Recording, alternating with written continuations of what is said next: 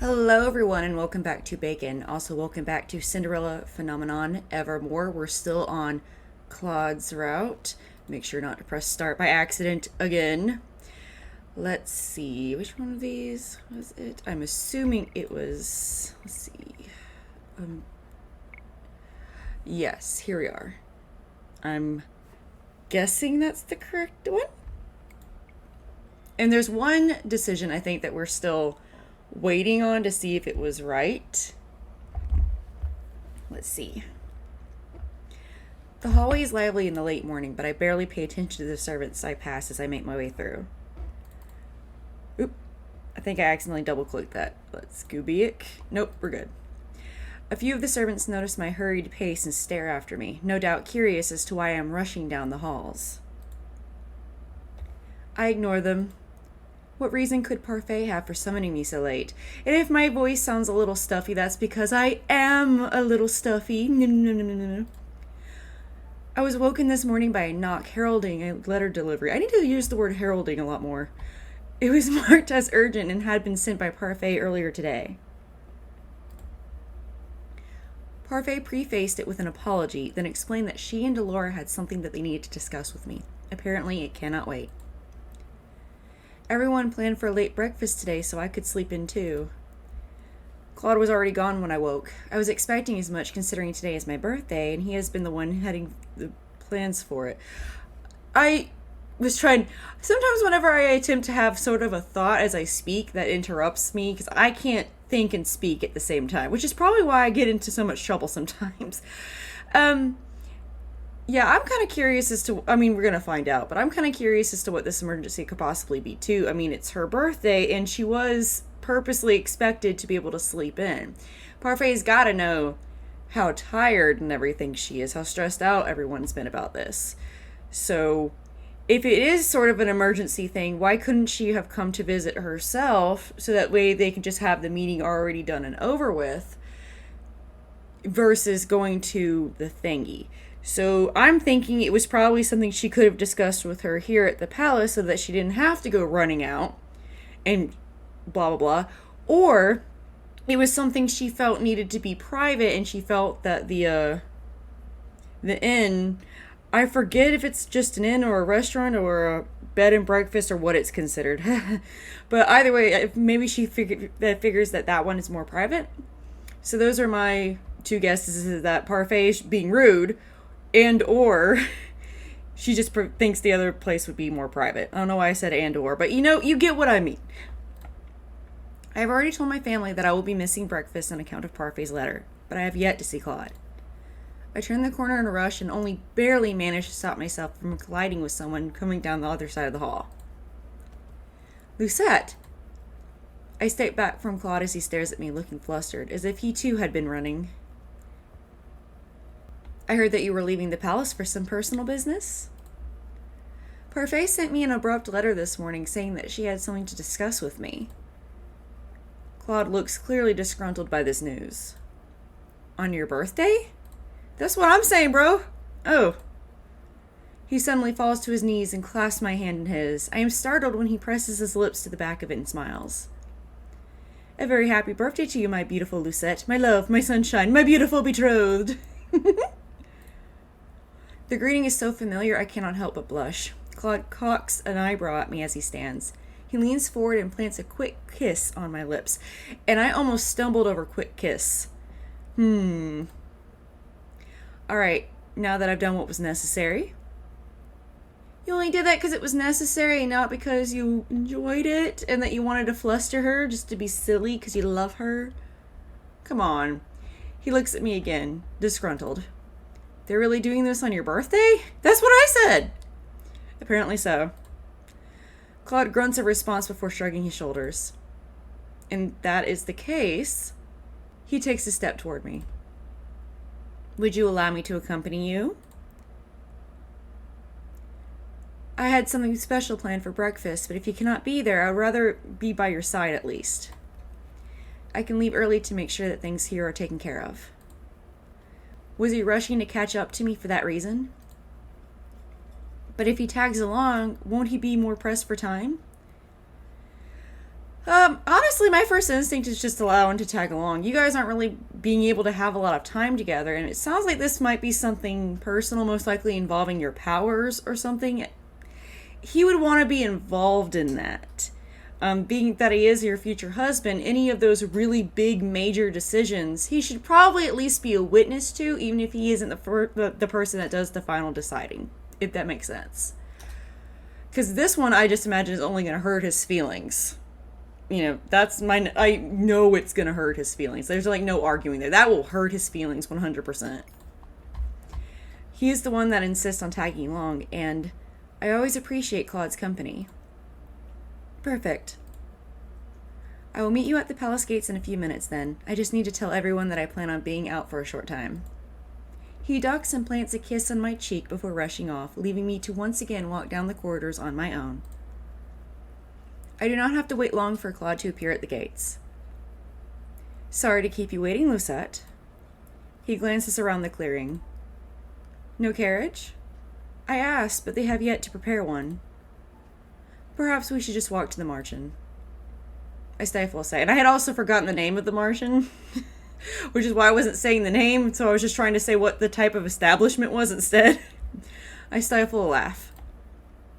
Relax, darling. Parfait and Delora have already waited this long. I'm sure they can afford you some time to breathe in some fresh air. And if they could have, I still wonder why they couldn't have discussed it in her room. Couldn't they have also put up like a net that could have silenced the audio outside of the room? The more I think about it, the more I realize there was very little reason to force her out of the palace. And especially because she is the crystal bearer. If that's the correct title. I have also forgot that. I'm having all kinds of brain farts today. I'm just not feeling good. I've had a very stressful week this week. I'm not even going to get into it. Anyway. But yeah, if it's about her being the crystal bearer, that would also make sense to be closer to the crystal too. So in every way, this just seems like they're making it more convenient for themselves, which is extremely rude for her. Especially on her friggin' birthday. I'm one of those types that, like, I celebrate my birthday hardcore. I don't mean, like, I go, like, into big parties or anything like that. I mean, like, I have a special birthday tiara. Because I love my birthday. I think it was just because growing up, not a lot of people actually celebrated my birthday. So now I'm like, well, now that I'm adult, everyone should celebrate. Not quite that bad, but you get what I mean. I cherish my own birthday. So for me, it's like, how dare you do this upon the birth of my friend or upon my birth? Therefore, I'm just sort of like, if this is a person you care about, they're your friend or your family, and you're actually kind of close enough, you're like close enough to them to celebrate their birthday with them, at the very least, make things a little more convenient for them if you can. Like if you have that choice, I would do that. I do that again for friends and family that I'm close enough to celebrate birthdays with. So, that's just my take, though. He holds out his arm to me with a flourish, a smile on his face. Shall we? I loop my arm through his with a resigned smile. We shall. The town is lively today, but still not as crowded as it is in the afternoon. I really do feel bad that everyone went out of their way to eat breakfast so late on my account. I told them that it was for an important meeting with Parfait, but still... You have no reason to feel bad about this. Again, this is Parfait and Delora's doing, so they better have a very good excuse why you had to go to the march and why you had to meet up before breakfast, all this different stuff. What could be so urgent she had to call me out here now? The walk through town is mostly uneventful. I'm relieved that no one goes out of their way to speak a birthday greeting to me. When Emmeline mentioned Klaude wanting the townsfolk to celebrate with me, I was half worried that they would rush me when I came out of the palace. Yet the town is as it always is, which is a great relief. I greet people respectfully when they call out to me, but otherwise keep to myself. They probably know you prefer... they probably know it better than some of your own friends do. We are close to the margin when I stop, hearing a conversation that piques my curiosity. I do wonder whatever happened to her. She was just here one day and then gone the next? Beautiful, mysterious women tend to do that, I suppose. She was mysterious, wasn't she? It's been years since she was... Oh gosh, are they talking about Karma? Maybe she really was just a fairy passing by. Or perhaps a witch? Her beauty was mesmerizing enough that she seemed more than just human.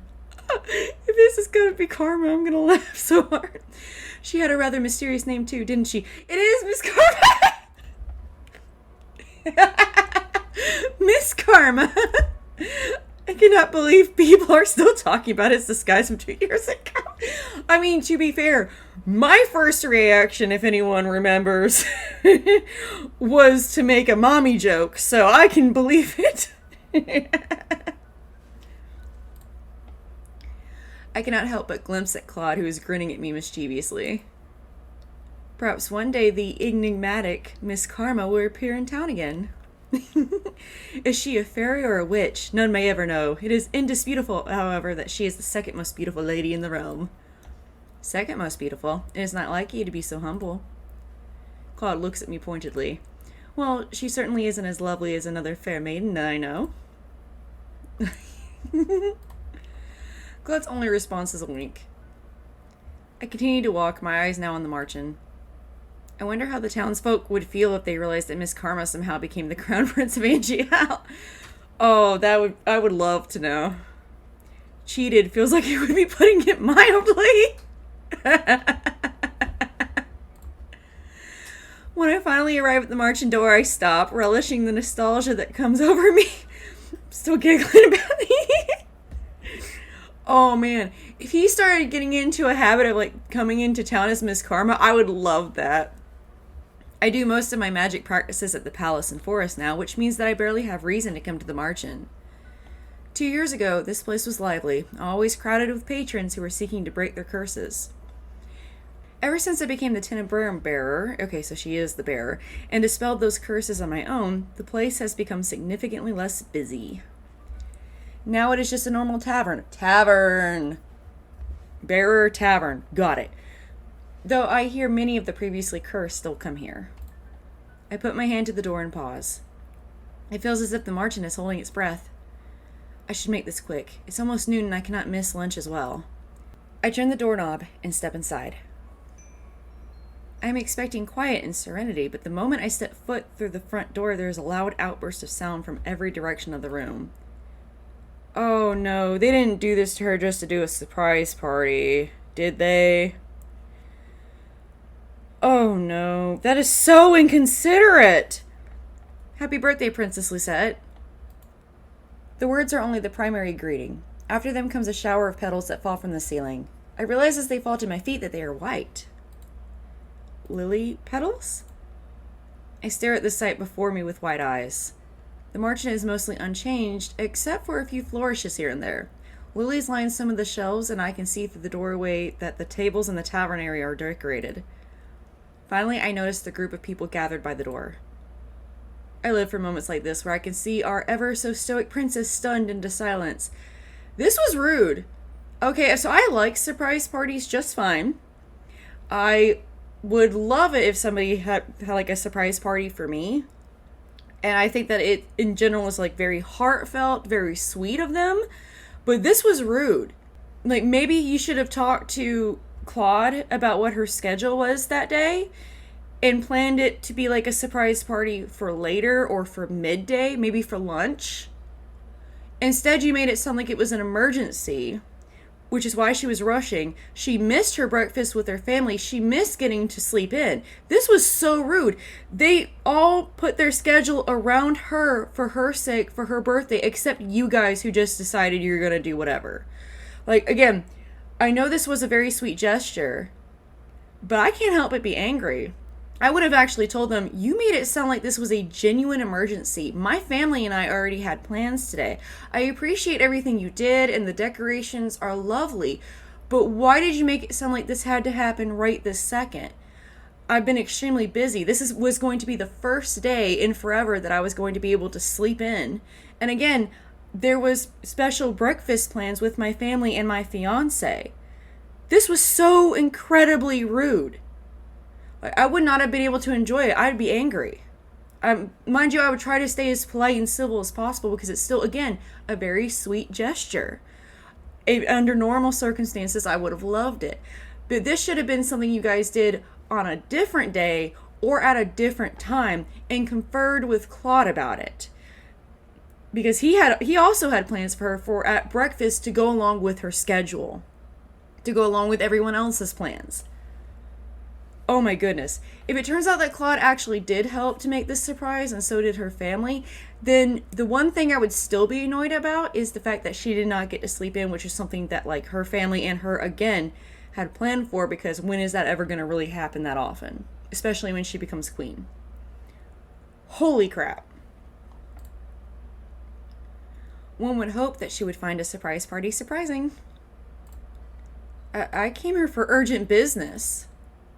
The words leave my mouth before I can even think. My cheeks are warm and my head is spinning. I cross my arms, my face still flushed with embarrassment. Again, I would be too angry to be embarrassed. I'd be too angry to enjoy.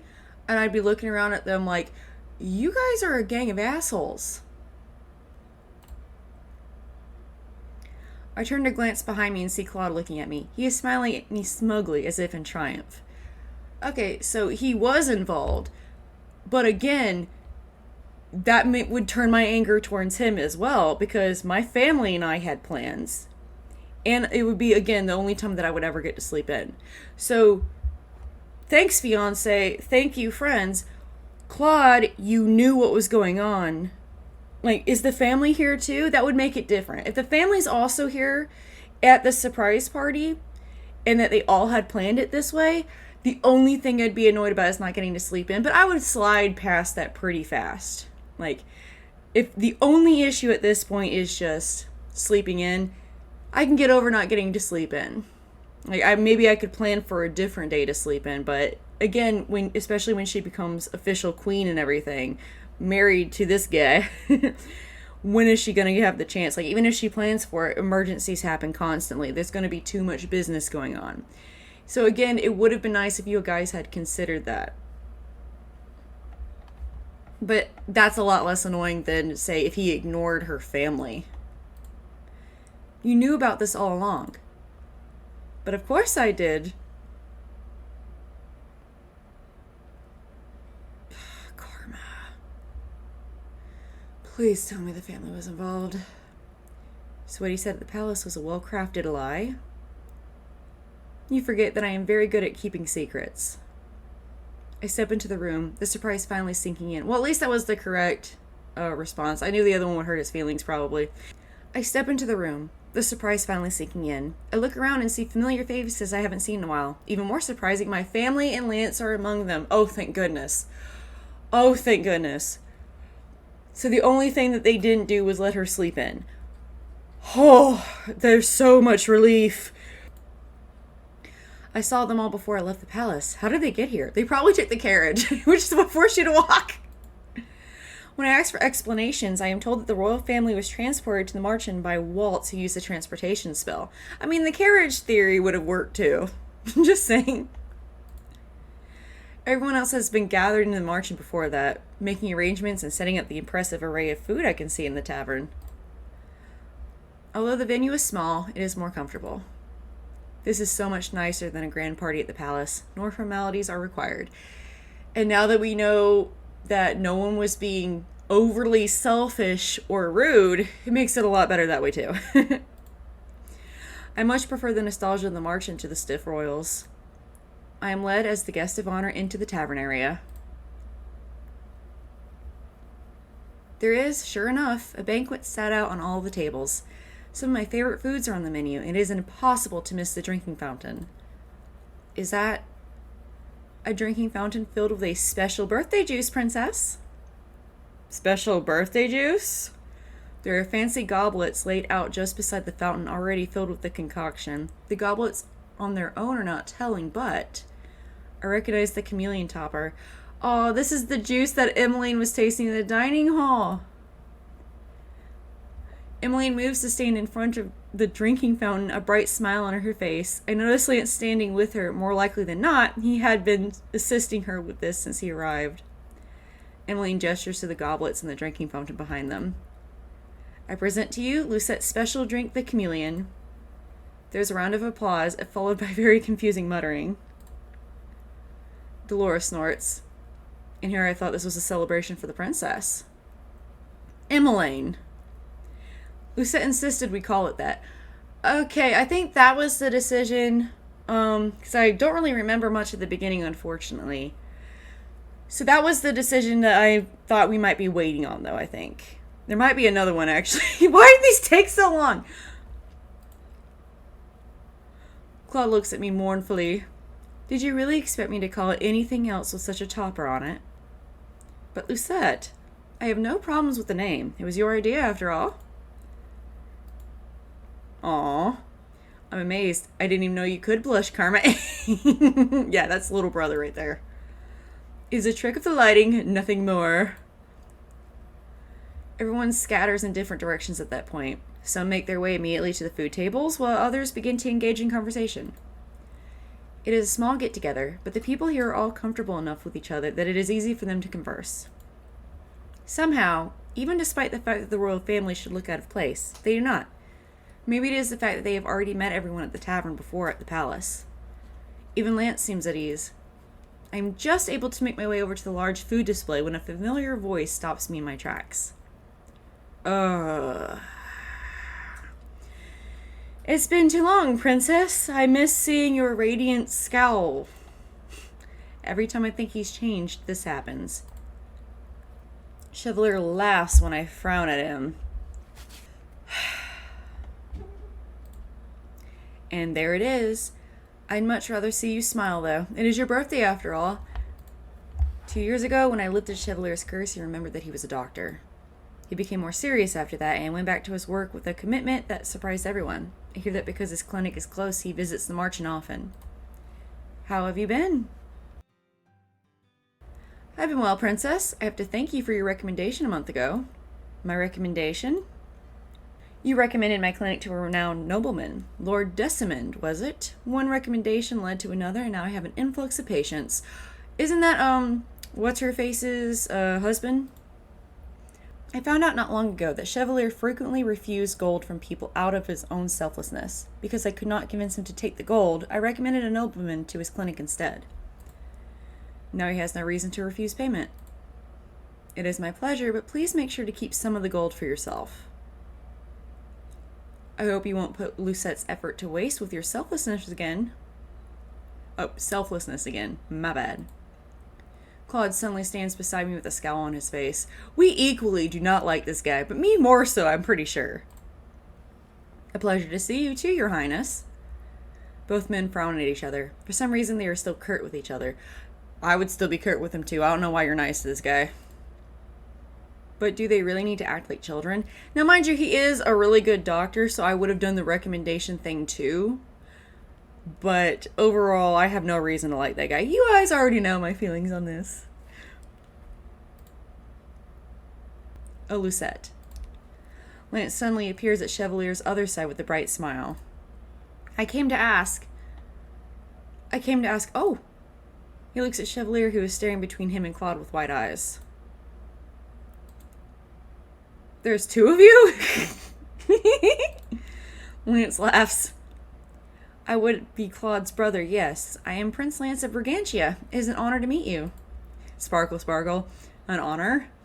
You're the renowned MGL doctor, Chevalier Dumont, yes? Your reputation precedes you. Chevalier eyes Lance skeptically. Lance is just a sweetie pie all around. He's much nicer than I would ever be. Than I could ever be. You know me? And more importantly, you're being nice to me? Not that you deserve it. His eyes flicker between Klaude and Lance. Lance looks at him perplexed. He looks a little at a loss. Klaude, on the other hand, is just staring between the two of them, unimpressed. Maybe I should say something. Oh boy, I'm definitely not going to praise Chev. I don't even care if that was the correct answer. You're not getting me to praise him. Screw that guy. Let's see, so it would either assist, but assisting Lance, I feel like would also be more towards Chevalier than Klaude. So, or go with remain silent and hope for the best. I cannot help but recall my previous conversation with Lance. You told me that he is more comfortable speaking with people one-on-one, and yet he seems at a loss for words. He needs to learn how to get out of these situations on his own. This will be good practice for him. Oh, that's actually a good point I hadn't even thought about. So I think this is the correct answer because in truth, he was struggling with that and it probably would be better to, because this is like a small situation, he should be able to figure it out. If he can't, he might be doomed. Chevalier is still squinting at Lance suspiciously. The silence persists for a few more moments before Klaude breaks it. He lets out a deep sigh and steps between the two of them.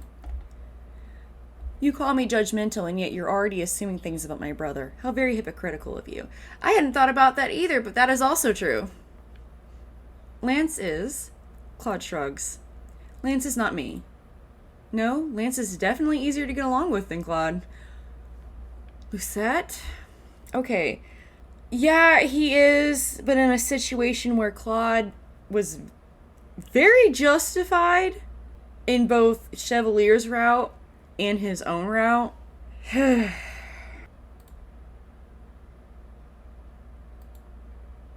Darling, you wound me. Both Lance and Chevalier laugh at that. Klaude scowls a little as he turns away and takes my hand. In the moment that Klaude looks away, I notice Lance flash a grateful smile at him. Aww. And that was the correct answer. He was smiling at his big brother for saying something. So Klaude can actually be brotherly when he tries. Chevalier and Lance seem to become a bit more comfortable with each other after the interruption. Klaude pulls me away while they continue conversing. Well, at least someone gets along with that man. Everyone except you. Lucette? I don't know why Delora's cool with him.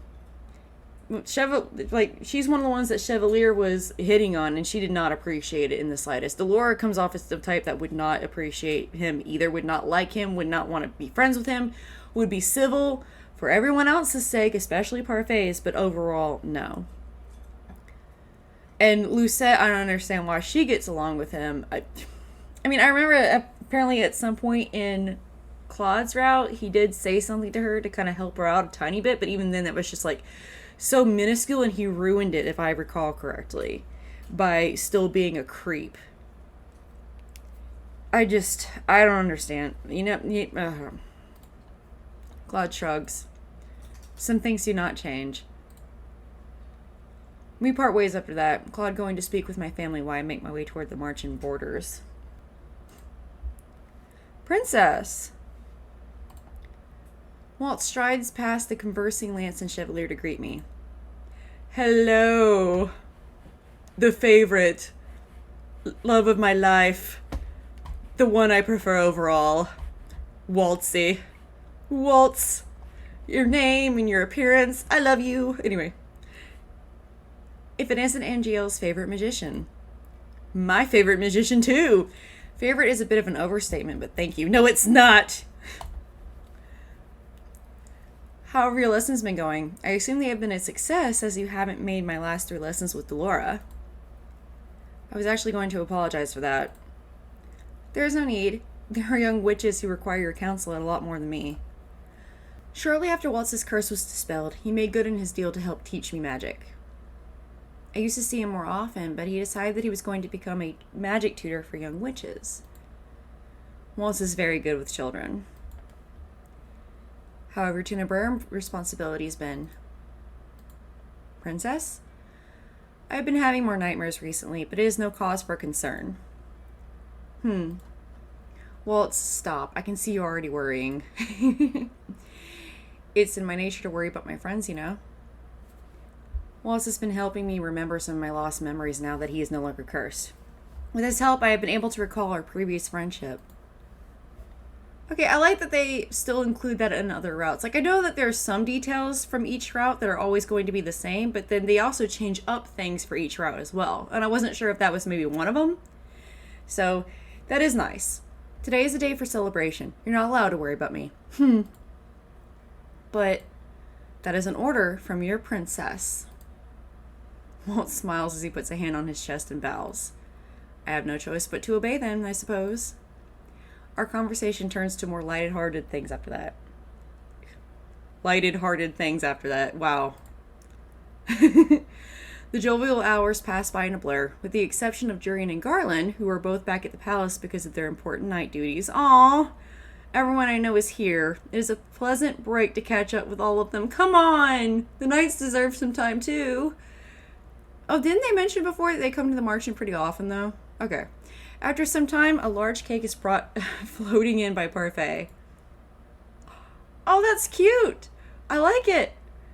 Everyone in the room grows quiet as they gape at the massive size of it. The cake is 5 different layers and, without magic, would have required at least 6 people to carry. I want it! I was under the impression that this cake would be small. Never. How would they share it with everyone equally so that everyone could get a nice big piece if it wasn't big? Come on. Oh, but it is. We all know that's not the reason why it's a big cake. Lance gasps aloud as he points at the cake. His usual composure is broken completely when he waves his hand in the air, a wonder-filled smile on his face. He's adorable.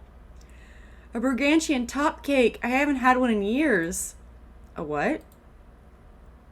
Oh, I've heard about Brigantian top cakes. They're incredibly difficult to make because of all the different layers. And the largest cakes are said to slant on account of them being too tall. You see, it is small. This one is nowhere near collapsing on itself. That does not constitute the definition of small. Klaude is filled with pride when he tells me that he commissioned some of the best bakers in Angiel to undertake the task of making the cake. While the actual decorating was done by professional bakers, the more complex details were apparently crafted by witches. Delora herself has made the trick candles on the top, which refuse to blow out no matter how many times I huff at them. Oh, those kind of trick candles. Okay. I end up turning the fire to ice to get them to stop burning. Okay, I'm actually going to stop things here. Alright, gonna save right here. Because everything looks good. I think we're still waiting on that one decision. But, no, wait, no, that one was proven to be correct as well, I think.